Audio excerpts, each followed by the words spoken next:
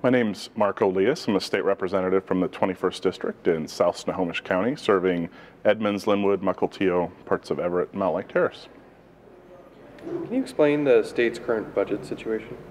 Well, I think we all know that our economy is in crisis. Our recession has turned into the Great Recession, and just like household budgets across the state budget's being impacted by the bad economy. Our sales tax, which is about half the revenue that state government receives, is down dramatically, and so we aren't receiving the funds we need to operate the critical services that citizens are depending on. And so that's why we're down here working on a budget revision, a supplemental budget that'll help us close that gap and continue to provide services people need. What will your approach be to the budget? Just like last session, I think we have to budget based on our values. And my values tell me that in this time of economic hardship, we have to take care of the most vulnerable people in our society. That means taking care of folks that are unemployed, families that are suffering because someone has lost a job.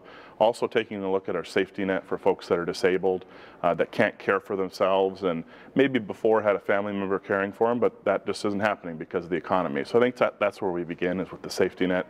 And then I think that even though we're in the midst of crisis, we've got to keep our eyes fixed on the horizon. That means investing in the future, investing in economic recovery, beginning with a strong K-12 education system, higher ed in our community colleges and our four-year universities, and also thinking about how do we build the green jobs and sustainable jobs that we need in the future and bring that industry to Washington.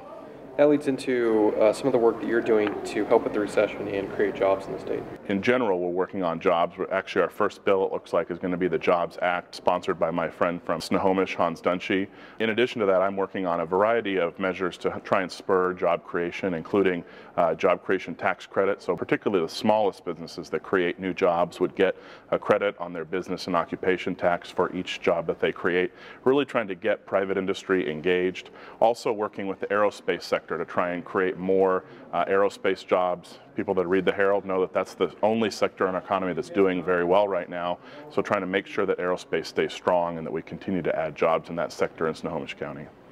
How can constituents get in contact with you? The easiest way is by email. I know my email address is going to be on the screen during the video.